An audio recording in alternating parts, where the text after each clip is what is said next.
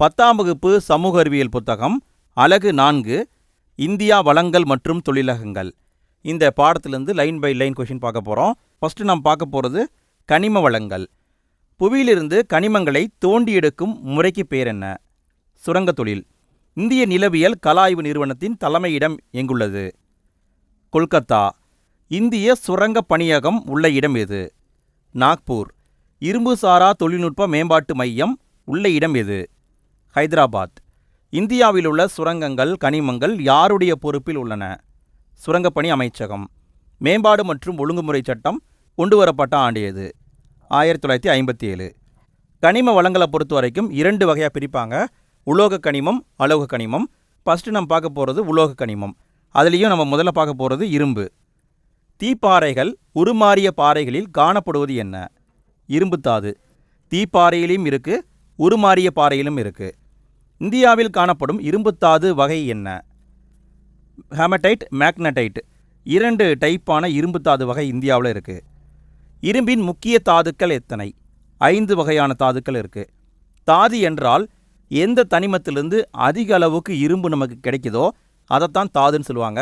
5 பொருள்லேருந்து நமக்கு இரும்பு அதிகமாக கிடைக்குது. Magnetite, hematite, goethite, limonite, siderite. இந்த 5 பொருள்லேருந்தும் அதிக அளவுக்கு நமக்கு இரும்பு கிடைக்குது. மேக்னடைட் இதில் இருக்கிற இரும்பின் அளவு என்ன? 72.4%. ஹேமடைட் இதில் இருக்கிற இரும்பின் அளவு என்ன? 69.9%. கோதைட் இதில் இருக்கிற இரும்பின் அளவு என்ன?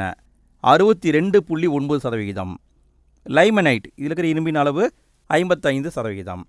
சிட்ரைட் இதில் இருக்கிற இரும்பின் அளவு 48.2%.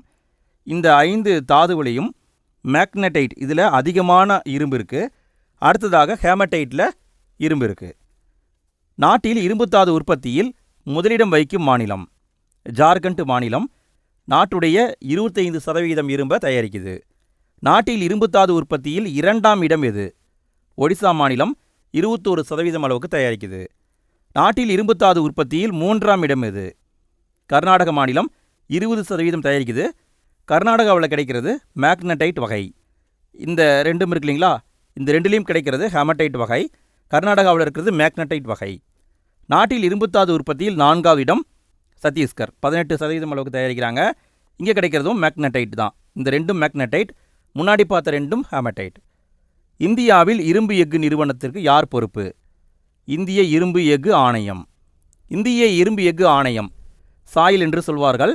இது தொடங்கப்பட்ட ஆண்டு 1973 தொடங்கியிருக்காங்க. இதனுடைய தலைமையிடம் புதுடெல்லி. அடுத்து நம்ம பார்க்க போகிறது உலோக கனிமங்கள் வரிசையில் மாங்கனீஸை பார்க்க போகிறோம். மாங்கனீசு தாதுவின் நிறம் என்ன? வெளிர் சாம்பல் நிறம். இரும்பு எஃகு உற்பத்திக்கு அடிப்படையான மூலப்பொருள் எது? மாங்கனீசு. 1 டன் இரும்பு எஃகு உற்பத்தி செய்ய தேவைப்படும் மாங்கனீசு எவ்வளவு? 10 கிலோ தேவைப்படுகிறது. 1 டன் இரும்பை தயாரிக்கணும்னா 10 கிலோ மாங்கனீசு தேவை. வெளுக்கும் தூள், பூச்சிக்கொல்லிகள், வண்ணப்பூச்சிகள், மின்கலன்கள் போன்றவை தயாரிப்பதற்கு தேவைப்படும் பொருள் என்ன? மாங்கனீசு. மாங்கனீசு படிவுகள் பெரும்பாலும் காணப்படும் இடம் உருமாறிய பாறையில் காணப்படுகிறது.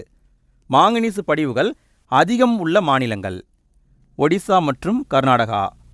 உலகளவில் மாங்கனீசு உற்பத்தியில் இந்தியாவின் இடம் என்ன? 5ஆவது இடம். இந்திய மாங்கனீசு தாது நிறுவனம் MOIL இதனுடைய தலைமையிடம் எது? நாக்பூர். மாங்கனீசு தயாரிக்கிறது, அதை வணிகம் பண்ணுறதெல்லாமே இந்த நிறுவனத்துடைய பொறுப்பு. MOIL எங்கே இருக்குது? நாக்பூரில் இருக்குது. அடுத்து நம்ம பார்க்க போகிறது உலோக கனிமங்கள் வரிசையில் தாமிரத்தை பார்க்க போகிறோம்.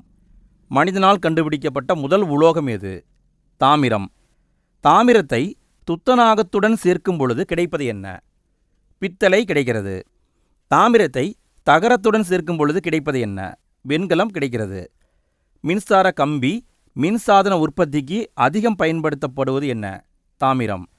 தாமிர படிவு அதிகம் உள்ள மாநிலம் எது? ராஜஸ்தான். இந்துஸ்தான் தாமிர நிறுவனம் HCL உருவாக்கப்பட்ட ஆண்டு எது? 1967. இந்துஸ்தான் தாமிர நிறுவனம் இதனுடைய தலைமையிடம் எங்குள்ளது? கொல்கத்தா. அடுத்து நாம் பார்க்க போகிறது உலோக கனிமங்கள் வரிசையில் அலுமினியத்தை பார்க்க போகிறோம்.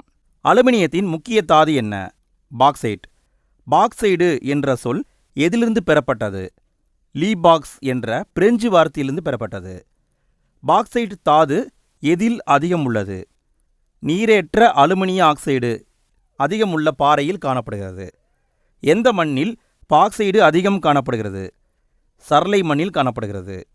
விமான கட்டுமானம், தானியங்கி இயந்திர தயாரிப்பில் பயன்படுத்தப்படுவது அலுமினியம். பாக்சைடு தாது அதிகம் காணப்படும் மாநிலம் ஒடிசா மற்றும் குஜராத். தேசிய அலுமினிய நிறுவனம் நால்கோ தொடங்கப்பட்ட ஆண்டு 1981. நால்கோவின் மையங்கள் உள்ள இடம் ஒடிசா மாநிலத்தில் இருக்குது. 3 இடங்கள் இருக்குது: அன்சுல், டாமன், சோடி. அடுத்து நம்ம பார்க்க போகிறது அலோக கனிமங்கள். இதில் ஃபஸ்ட்டாக நம்ம பார்க்க போகிறது மைக்கா. பண்டைய காலத்தில் மைக்கா பயன்படுத்தப்பட்ட மருத்துவம் ஆயுர்வேத மருத்துவம். நல்ல தரமான மைக்கா வகை எது? அப்ராக். குறைந்த மின் இழப்பு, அதிக மின் அழுத்தத்தை தாங்கக்கூடியது எது? மைக்கா. மைக்காவை அதிகம் உற்பத்தி செய்யும் மாநிலம் எது? ஆந்திர பிரதேசம், ராஜஸ்தான். அடுத்து நாம் பார்க்க போகிறது அலோக கனிமங்கள் வரிசையில் சுண்ணாம்புக்கல்லை பார்க்க போகிறோம். சுண்ணாம்புக்கல் அதிகம் உற்பத்தி செய்யும் மாநிலங்கள் கர்நாடகா மற்றும் ஆந்திர பிரதேசம். அடுத்து நம்ம பார்க்க போகிறது அலோக கனிமங்கள் வரிசையில் ஜிப்சம் பார்க்க போகிறோம். கால்சியம் சல்பேட்டின் நீர்ம கனிமம் எது? ஜிப்சம். சுண்ணாம்பு பாறை, மணற்பாறை, மாக்கல் போன்ற படிவுப்பாறைகளில் காணப்படுவது எது? ஜிப்சம். உரங்கள், சிமெண்ட்டு, சுவர் பட்டிகள், பாரிசாந்து, மண் வளமூட்டியாக பயன்படுவது எது? ஜிப்சம். ஜிப்சம் அதிகம் உற்பத்தி செய்யும் மாநிலம் எது? ராஜஸ்தான் மற்றும் தமிழ்நாடு. அடுத்து நாம் பார்க்க போகிறது புதுப்பிக்க இயலாத வளங்கள். இதில் ஃபஸ்ட்டில் பார்க்க போகிறது நிலக்கரியை பார்க்க போகிறோம். இந்தியாவின் மிக முக்கியமான ஆற்றல் மூலம் எது? நிலக்கரி. நிலக்கரி எந்த வகையான பாறைகளில் கிடைக்கிறது? படிவுப்பாறைகளில் கிடைக்கிறது. நிலக்கரியின் கரிம அளவு. கரிமம் என்றால் கார்பன் என்று அர்த்தம். நிலக்கரியில் எந்த அளவுக்கு கார்பன் இருக்கோ அதை வச்சு 4 வகையாக பிரிக்கிறாங்க. ஆந்திரசைட் இதில் இருக்கிற கார்பனின் அளவு முதல் 90%. பிட்டுமினஸ் இதில் இருக்கிற கார்பனின் அளவு 60 முதல் 80%. பழுப்பு நிலக்கரி இதில் இருக்கிற கார்பனின் அளவு 40 முதல் 60%. மரக்கரி இதில் இருக்கிற கார்பனின் அளவு 40% விட குறைவு. இதை நன்றாக பார்த்து கொள்ளுங்கள். பொறுத்துகளை கேட்கலாம். இந்தியாவில் காணப்படும் நிலக்கரி வயல்கள் எதனோடு தொடர்புடையவை? கோண்டுவானா நிலப்பாறையோடு தொடர்புடையவை. நிலக்கரி வயல்கள் அதிகம் காணப்படும் பகுதி தீபகற்ப இந்தியா. நிலக்கரி உற்பத்தியில் முதலிடம் வகிக்கும் மாநிலம் ஜார்க்கண்ட் மாநிலம். நாட்டின் மொத்த நிலக்கரி படிவுகளில் 90% படிவுகள் உள்ள இடங்கள் ஜார்க்கண்ட், ஒடிசா, மேற்கு வங்காளம், மத்திய பிரதேசம் 4 மாநிலங்களில் காணப்படுது. 3ஆம் நிலை நிலக்கரி காணப்படும் இடம் அஸ்ஸாம் மற்றும் ஜம்மு காஷ்மீர். தமிழ்நாடு, புதுச்சேரி, கேரளா மாநிலங்களில் காணப்படும் நிலக்கரி வகை என்ன? பழுப்பு நிலக்கரி. இந்திய நிலக்கரி அமைச்சகத்தின் கீழ் உள்ள பொதுத்துறை நிறுவனங்கள் எத்தனை? மொத்தம் 3 நிறுவனங்கள் இருக்குது. இந்திய நிலக்கரி நிறுவனம் CIL, இந்திய தேசிய பழுப்பு நிலக்கரி நிறுவனம் NLCIL, சிங்கரேணி கோலாரிஸ் நிலக்கரி நிறுவனம் SCCL. இந்த 3 நிறுவனங்களும் இருக்குது. இந்திய நிலக்கரி நிறுவனம் கோல் இண்டியா இதனுடைய தலைமையிடம் எங்குள்ளது? கொல்கத்தாவில் இருக்குது. அடுத்து நாம் பார்க்க போகிறது புதுப்பிக்க இயலாத வளங்களில் பெட்ரோலியத்தை பார்க்க போகிறோம். பெட்ரோ என்ற லத்தீன் சொல்லின் பொருள் என்ன? பெட்ரோ என்றால் பாறை. ஓலியம் என்ற லத்தீன் சொல்லின் பொருள் என்ன? எண்ணெய். பெட்ரோ ஓலியம் ரெண்டும் சேர்ந்தால் பாறை எண்ணெய் என்று அர்த்தம். பெட்ரோலியத்தின் மறுபெயர் என்ன? தாது எண்ணெய். பெட்ரோலியத்தில் 90 முதல் 95% உள்ளது என்ன? நீரக கரிமம். இயற்கை எரிவாயு மற்றும் பெட்ரோலிய பொருள் போன்றவற்றிற்கு பொறுப்பு யார்? பெட்ரோலியம் மற்றும் இயற்கை எரிவாயு அமைச்சகம். எண்ணெய் வயல்களை பொறுத்த வரைக்கும் 2 டைப்பாக எண்ணெய் வயல்கள் அமைந்திருக்கின்றன. கடற்கரையிலும் அமைந்திருக்கிறது, நிலப்பகுதியிலும் அமைந்திருக்கிறது. முதல்ல நாம் பார்க்க போகிறது கடற்கரையில் இருக்கிற எண்ணெய் வயல்கள். கடற்கரையில் அமைந்த மிகப்பெரிய எண்ணெய் வயல் எது? மும்பை ஹை 65% அளவுக்கு பெருசு. இதுதான் இந்தியாவிலேயே மிகப்பெரிய எண்ணெய் வயல். கடற்கரையில் அமைந்த 2வது பெரிய எண்ணெய் வயல் எது? குஜராத் கடற்கரை. பேசைம் எண்ணெய் வயல் உள்ள இடம் எது? மும்பை ஹையுடைய தெற்கு பகுதியில் பேசைம் எண்ணெய் வயல் இருக்குது. அலியாபத் எண்ணெய் வயல் உள்ள இடம் எது? பவுன் நகரின் தெற்கு பகுதியில் அமைந்திருக்கிறது. இந்த 4ம் பார்த்தீங்கன்னா கடற்கரையில் அமைந்த எண்ணெய் வயல்கள். அடுத்து நாம் பார்க்க போகிறது நிலப்பகுதியில் அமைந்த எண்ணெய் வயல்கள். நாட்டின் மிக பழமையான எண்ணெய் வயல் எது? திக்பாய் எண்ணெய் வயல் எங்கே இருக்குன்னா அஸ்ஸாமில் இருக்கும். நாகர்காட்டியா எண்ணெய் வயல் உள்ள இடம் எது? திக்பாய்க்கு தென்மேற்கு பகுதியில் அமைந்துள்ளது. மோரான் ஹக்ரிஜன் எண்ணெய் வயல் உள்ள இடம் எது? நாகர்காட்டியாவுடைய தென்மேற்கு பகுதி. ருத்ரசாகர் லாவா எண்ணெய் வயல்கள் உள்ள இடம் எது? அஸ்ஸாமில் சிப்சாகர் என்ற இடத்துல இருக்குது. சர்மா பள்ளத்தாக்கு அமைந்துள்ள இடம் எது? மணிப்பூரில் அமைஞ்சிருக்கு.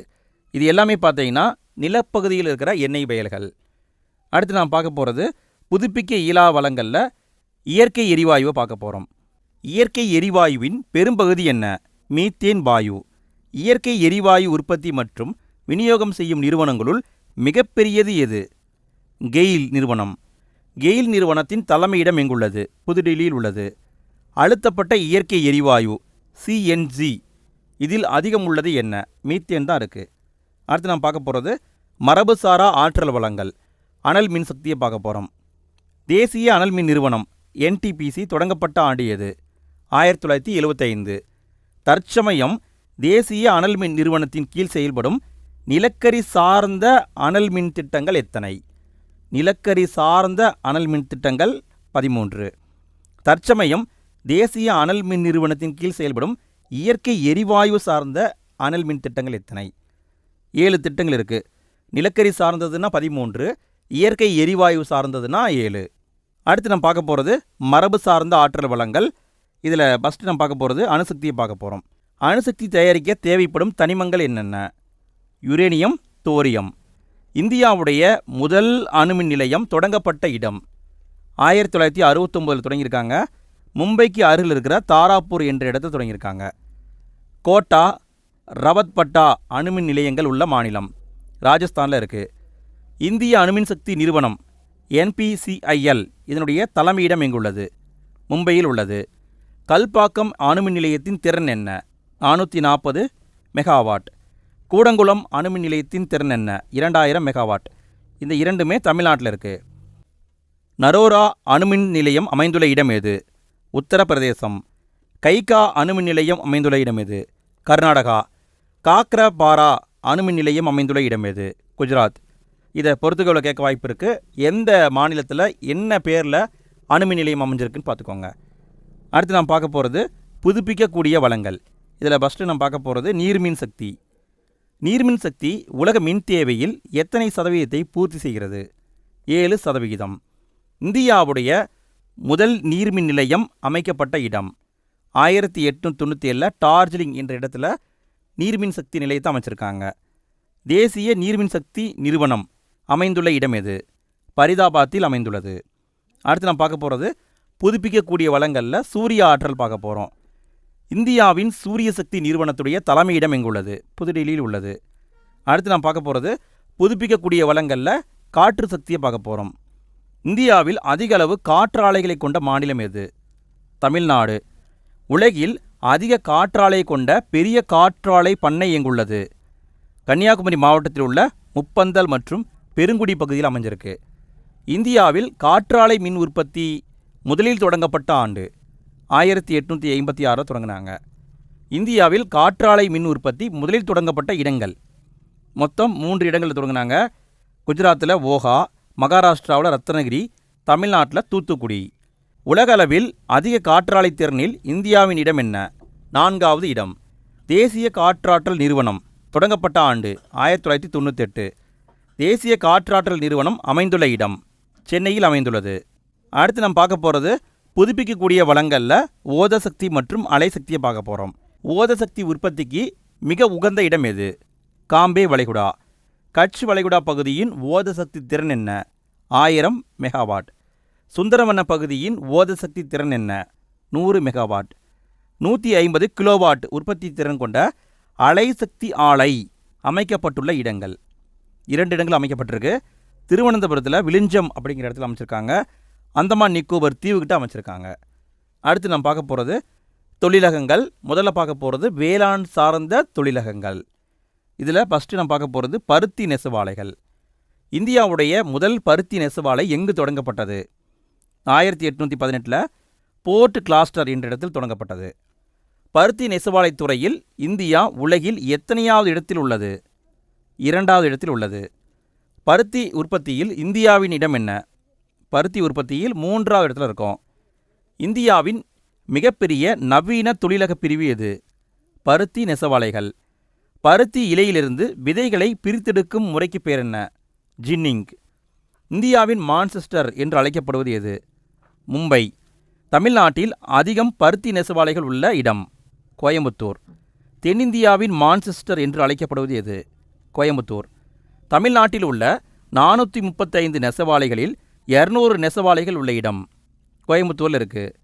அடுத்து நாம் பார்க்க போகிறது வேளாண் சார்ந்த தொழிலகங்களில் சணல் ஆலைகளை பார்க்க போகிறோம். இந்தியாவின் 2வது பெரிய நெசவாலைத்துறை எது? சணல் ஆலைகள். தங்க இலை பயிர் என்றும் அழைக்கப்படுவது எது? சணல். சணலை தங்க இலை பயிர்னு சொல்லுவாங்க. தேசிய சணல் வாரியத்தின் தலைமையிடம் எங்குள்ளது? கொல்கத்தாவில் உள்ளது. இந்தியாவுடைய முதல் சணல் ஆலையை தொடங்கியவர் யார்? George Auckland. இந்தியாவின் முதல் சணல் ஆலை தொடங்கப்பட்ட இடம் 1854 ரிஸ்ரா என்ற இடத்தில் தொடங்கினாங்க. இது எங்கே இருக்குன்னா கல்கத்தாவுக்கு பக்கத்தில் இருக்குது. உலகில் சணல் உற்பத்தியில் முதலிடம் வகிக்கும் நாடு இந்தியா. சணல் பொருட்கள் உற்பத்தியில் உலகில் முதலிடம் வகிப்பது வங்கதேசம். அதாவது சணல் உற்பத்தி பண்ணுறதுல நாம் ஃபஸ்ட் பிளேஸில் இருக்கோம். சணலில் வச்சு பொருள் தயாரிக்கிறதுல வங்கதேசம் ஃபஸ்ட் பிளேஸில் இருக்காங்க. சணல் பொருட்கள் உற்பத்தியில் இந்தியாவின் இடம் 2வது இடம். இந்தியாவில் சணல் உற்பத்தியில் முதலிடம் மேற்கு வங்காளம். மேற்கு வங்காளத்தில் ஹீக்லி அப்படிங்கிற ஆறு ஓடுகிறது. அங்கே தான் அதிகமான சணலை உற்பத்தி பண்ணுறாங்க. அடுத்து நாம் பார்க்க போகிறது வேளாண் சார்ந்த தொழிலகங்கள் பட்டு நெசவாலையை பார்க்க போகிறோம். கச்சா பட்டு உற்பத்தியில் உலகில் முதலிடம் வகிக்கும் நாடு சீனா. கச்சா பட்டு உற்பத்தியில் உலகில் 2வது இடம் இந்தியா. பட்டு உற்பத்தியில் இந்தியாவில் முதலிடம் வகிக்கும் மாநிலம் கர்நாடகம். மத்திய பட்டு ஆராய்ச்சி தொழில்நுட்ப நிறுவனம் CSTRI இதனுடைய தலைமையிடம் எங்குள்ளது? பெங்களூரில் இருக்குது. மத்திய பட்டு ஆராய்ச்சி தொழில்நுட்ப நிறுவனம் தொடங்கப்பட்ட ஆண்டு 1983. கைத்தறி வளர்ச்சி ஆணையர் அலுவலகம். இந்த அலுவலகம் தொடங்கப்பட்ட நாள் நவம்பர் 20, 1975. கைத்தறி வளர்ச்சி ஆணையர் அலுவலகத்தை தொடங்கிய அமைச்சகம் என்ன? இந்திய வர்த்தகத்துறை அமைச்சகம். கைத்தறி வளர்ச்சி ஆணையர் அலுவலகத்தின் தலைமையிடம் எங்குள்ளது? புதுடில்லியில் உத்யோக் பவன் ஒரு இடம் இருக்குது, அங்கே தான் இருக்குது. தற்பொழுது கைத்தறி வளர்ச்சி ஆணையர் அலுவலகத்தை கட்டுப்படுத்தும் அமைச்சகம் என்ன? இந்திய ஜவுளித்துறை அமைச்சகம். அடுத்து நாம் பார்க்க போகிறது வேளாண் சார்ந்த தொழிலகங்களில் சர்க்கரை தொழிலகங்களை பார்க்க போகிறோம். பருத்தி நெசவுக்கு அடுத்து 2வது பெரிய வேளாண் சார்ந்த தொழிற்சாலை எது? சர்க்கரை தொழிற்சாலை. உலக கரும்பு உற்பத்தியில் பிரேசில் முதலிடம். பிரேசிலுக்கு அடுத்து 2ஆம் இடத்தில் உள்ள நாடு இந்தியா. நாட்டின் மொத்த சர்க்கரை உற்பத்தியில் முதலிடம் இந்தியாவில் சர்க்கரை உற்பத்தியில் முதலிடம் உத்தரப்பிரதேசம். கிட்டத்தட்ட 50% அளவுக்கு சர்க்கரையை உத்தரப்பிரதேசம் தான் தயாரிக்குது. அடுத்து நாம் பார்க்க போகிறது வேளாண் சார்ந்த தொழிலகங்கள் காகித தொழிலகங்களை பார்க்க போகிறோம். இந்தியாவின் முதல் காகித தொழிற்சாலை அமைக்கப்பட்ட இடம் 1812 செராம்பூர் என்ற இடத்துல அமைச்சாங்க. ராயல் பெங்கால் காகித தொழிற்சாலை தொடங்கப்பட்ட ஆண்டு 1867 பாலிகஞ்ச் என்ற இடத்துல தொடங்கினாங்க. இது எங்கே இருக்குன்னா கொல்கத்தாவுக்கு பக்கத்தில் இருக்குது. இந்தியாவில் காகித உற்பத்தியில் முதலிடம் வகிக்கும் மாநிலம் மேற்கு வங்காளம். தேசிய செய்திகள் மற்றும் காகித ஆலைகள் நேபா என்பது அமைந்துள்ள இடம். நேபா நகர் என்பது மத்திய பிரதேச மாநிலத்தில் பர்கான்பூர் மாவட்டத்தில் அமைஞ்சிருக்கு. அடுத்து நாம் பார்க்க போகிறது இரும்பு எஃகு தொழிலகங்கள். உலோக தொழிற்சாலை என்று அழைக்கப்படுவது இரும்பு எஃகு தொழிற்சாலை. இரும்பு மற்றும் எஃகு உற்பத்தி தொழிற்சாலை முதல்ல அமைக்கப்பட்ட இடம் 1830 போர்ட்டோ நோவா என்ற இடத்துல அமைச்சாங்க. இதனுடைய பேர் பரங்கிப்பேட்டை, பழைய பேர் பரங்கிப்பேட்டை, தமிழ்நாட்டில் தான் இருக்குது. ஃபஸ்ட்டு நம்ம பார்க்க போகிறது டாடா இரும்பு எஃகு நிறுவனம். இதை சுருக்கமாக டிஸ்கோ என்று குறிப்பிடுவார்கள். டாடா இரும்பு எஃகு நிறுவனம் அமைந்துள்ள இடம் ஜாம்ஷெட்பூரில் அமைஞ்சிருக்கு. இது எங்கே இருக்குன்னா ஜார்க்கண்ட் மாநிலத்தில் இருக்குது. டாடா இரும்பு எஃகு நிறுவனம் உருவாக்கப்பட்ட ஆண்டு எது? 1907 உருவாக்கியிருக்காங்க. டாடா இரும்பு எஃகு நிறுவனம் தயாரிக்கும் பொருள் என்ன? தேன் இரும்பை தயாரிக்குது. இந்தியாவுடைய மிக பழமையான இரும்பு எஃகு நிறுவனம். அடுத்து நாம் பார்க்க போகிறது இந்தியா இரும்பு எஃகு நிறுவனம் IISCO என்று குறிப்பிடுவாங்க. இந்தியா இரும்பு எஃகு நிறுவனம் அமைந்துள்ள இடம் இது பார்த்தீங்கன்னா மொத்தம் 3 இடங்கள் அமைஞ்சிருக்கு. மேற்கு வங்காளத்தில் பர்ன்பூர், ஹிராப்பூர், குல்டி இந்த 3 இடங்கள் அமைஞ்சிருக்கு. இந்த 3மே மேற்கு வங்காளத்தில் இருக்குது. இந்தியா இரும்பு எஃகு நிறுவனம் உருவாக்கப்பட்ட ஆண்டு எது? 1972 தொடங்கப்பட்டது. இந்தியா இரும்பு எஃகு நிறுவனம் தயாரிக்கும் பொருள் என்ன? தேன் இரும்பு மற்றும் எஃகை தயாரிக்கிறாங்க. அடுத்தது விஸ்வேஸ்வரையா இரும்பு எஃகு நிறுவனம். இதை VISL என்று குறிப்பிடுவாங்க. விஸ்வேஸ்வரையா இரும்பு எஃகு நிறுவனம் உள்ள இடம் கர்நாடகாவில் பத்ராவதி அப்படிங்கிற இடத்துல அமைஞ்சிருக்கு. விஸ்வேஸ்வரையா இரும்பு எஃகு நிறுவனம் உருவாக்கப்பட்ட ஆண்டு 1923. விஸ்வேஸ்வரையா இரும்பு எஃகு நிறுவனம் தயாரிக்கும் பொருள் என்ன? கலப்பு தேனிரும்பு மற்றும் மென் இரும்பு. அடுத்தது இந்துஸ்தான் எஃகு நிறுவனம், இதை சுருக்கமாக HSL என்று குறிப்பிடுவாங்க. இந்துஸ்தான் எஃகு நிறுவனம் உள்ள இடங்கள் மொத்தம் 4 இடங்கள் இருக்குங்க. சத்தீஸ்கர், ஒடிசா, மேற்கு வங்காளம், ஜார்க்கண்ட், இந்த 4 மாநிலங்கள்லேயும் இந்துஸ்தான் இரும்பு எஃகு நிறுவனம் இருக்குது. இந்துஸ்தான் எஃகு நிறுவனம் சத்தீஸ்கரில் உள்ள இடம் எங்கே இருக்குன்னா பிளாய் என்ற இடத்துல இருக்குது. இதை இப்படி பிளாய் என்று மாற்றிக்கணும், சரிங்களா? இந்துஸ்தான் எஃகு நிறுவனம் பிளாய் எங்கே இருக்குது? சத்தீஸ்கரில் இருக்குது. இந்துஸ்தான் எஃகு நிறுவனம் சத்தீஸ்கரில் அமைக்கப்பட்ட ஆண்டு 1957 அமைச்சாங்க. இந்துஸ்தான் எஃகு நிறுவனம் சத்தீஸ்கரில் அமைக்க உதவி செஞ்ச நாடு ரஷ்யா உதவி பண்ணாங்க. இந்துஸ்தான் எஃகு நிறுவனம் பிளாய் இது தயாரிக்கும் பொருட்கள் ரயில்வே பொருட்கள் மற்றும் கப்பல் கட்டும் உபகரணங்கள் தயாரிக்கிறாங்க. இரண்டாவது நம்ம பார்க்கறது இந்துஸ்தான் எஃகு நிறுவனம் ரூர்கேலா. இந்துஸ்தான் எஃகு நிறுவனம் ஒடிசாவில் உள்ள இடம் ரூர்கேலாவில் அமைஞ்சிருக்கு, ஒடிசாவில் இருக்குது. இந்துஸ்தான் எஃகு நிறுவனம் ஒடிசாவில் அமைக்கப்பட்ட ஆண்டு 1965 அமைச்சாங்க. இந்துஸ்தான் எஃகு நிறுவனம் ஒடிசாவில் அமைக்க உதவி செஞ்ச நாடு ஜெர்மனி. இந்துஸ்தான் எஃகு நிறுவனம் ரூர்கேலாவில் தயாரிக்கும் பொருட்கள் வெப்ப மற்றும் குளிர்ந்த உருளை தகடு, மின்முலாம் பூசப்பட்ட தகடு, மின் சாதன தகடை தயாரிக்கிறாங்க. அடுத்தது இந்துஸ்தான் எஃகு நிறுவனம் துர்காப்பூர். இந்துஸ்தான் எஃகு நிறுவனம் மேற்கு வங்காளத்தில் உள்ள இடம் துர்காப்பூரில் இருக்குது. இந்துஸ்தான் எஃகு நிறுவனம் துர்காப்பூரில் அமைக்கப்பட்ட ஆண்டு 1959. இந்துஸ்தான் எஃகு நிறுவனம் துர்காப்பூரில் அமைக்க உதவி செஞ்ச நாடு இங்கிலாந்து உதவி பண்ணியிருக்காங்க. இந்துஸ்தான் எஃகு நிறுவனம் துர்காப்பூரில் தயாரிக்கப்படும் பொருட்கள் உலோக கலவை, கட்டுமான பொருட்கள், ரயில்வே உபகரணங்கள். அடுத்தது இந்துஸ்தான் எஃகு நிறுவனம் ஜார்க்கண்ட். இந்துஸ்தான் எஃகு நிறுவனம் ஜார்க்கண்டில் உள்ள இடம் பொக்காரோவில் அமைஞ்சிருக்கு. இந்துஸ்தான் எஃகு நிறுவனம் ஜார்க்கண்டில் அமைக்கப்பட்ட ஆண்டு 1972. இந்துஸ்தான் எஃகு நிறுவனம் ஜார்க்கண்டில் அமைக்க உதவி செஞ்ச நாடு ரஷ்யா. இந்துஸ்தான் எஃகு நிறுவனம் ஜார்க்கண்டில் தயாரிக்கும் பொருட்கள் இரும்பு கழிவு மற்றும் இரும்பு உலோகம் தயாரிக்கிறாங்க. அடுத்தது சேலம் எஃகு ஆலை, சேலத்தில் இருக்குங்க, தமிழ்நாட்டில் இருக்குது. சேலம் எஃகு ஆலை உருவாக்கப்பட்ட ஆண்டு 1982. சேலம் எஃகு ஆலை தயாரிக்கும் பொருட்கள் துருப்பிடிக்காத இரும்பு. அடுத்தது விஜயநகர் எஃகு ஆலை. விஜயநகர எஃகு ஆலை அமைந்துள்ள இடம் கர்நாடகாவில் டோர் நகல் என்ற இடத்துல இருக்குது. விஜயநகர் எஃகு ஆலை அமைக்கப்பட்ட ஆண்டு 1994. விஜயநகர் எஃகு ஆலை தயாரிக்கும் பொருட்கள் நீண்ட மற்றும் பட்டை எஃகுகளை தயாரிக்கிறாங்க. அடுத்தது விசாகப்பட்டினம் எஃகு ஆலை. விசாகப்பட்டினம் எஃகு ஆலை VSP என்று குறிப்பிடுவாங்க. இது உருவாக்கப்பட்ட ஆண்டு 1981. விசாகப்பட்டினம் எஃகு ஆலை தயாரிக்கும் பொருட்கள் வெப்ப உலோகம். இறுதியாக நம்ம பார்க்க போகிறது வாகன தொழிலகம்.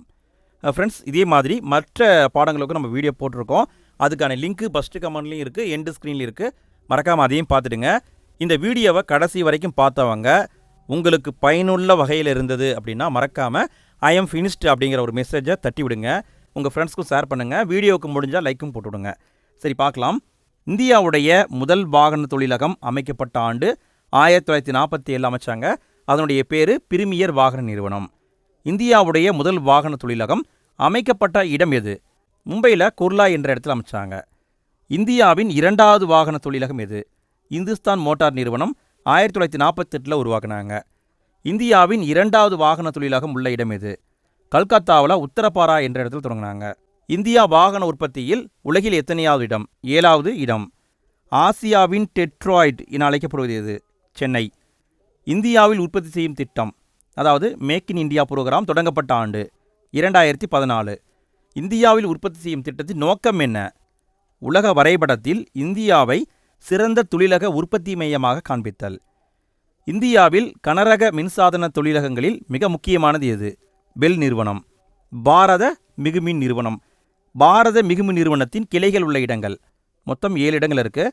ஹரித்துவார், போபால், ஹைதராபாத், ஜம்மு, பெங்களூரு, ஜான்சி, திருச்சிராப்பள்ளி. அதிக மின்னணு சாதனங்களை உற்பத்தி செய்யும் நகரம் எது? பெங்களூரு. இந்தியாவின் மின்னியல் தலைநகரம் என்று அழைக்கப்படுவது எது? பெங்களூரு. இந்தியாவின் முதல் மென்பொருள் தொழிலகம் எது? Tata consultancy services. Tata consultancy services தொடங்கப்பட்ட ஆண்டு எது? 1970. இந்தியா உலகின் சுமார் எத்தனை நாடுகளுக்கு மென்பொருளை ஏற்றுமதி செய்கிறது? 95 நாடுகளுக்கு நம்ம மென்பொருளை ஏற்றுமதி பண்ணுறோம். அவ்வளோதான் நண்பர்களே, இந்த பாடத்தை சிறப்பாக முடிச்சிட்டோம். அடுத்த பாடத்துக்கான லிங்க்கு எண்டு ஸ்க்ரீனில் வரும், இல்லைன்னா ஃபஸ்ட்டு கமெண்ட்டில் இருக்குது, அதையும் பார்த்துருங்க. வீடியோவை கம்ப்ளீட் பண்ணவங்க ஐ எம் ஃபினிஷ்ட் அப்படிங்கிற மெசேஜை மறக்காமல் கமெண்ட்டில் தட்டி விட்டு போங்க. அடுத்த வீடியோவில் சந்திப்போம். அனைவருக்கும் நன்றி.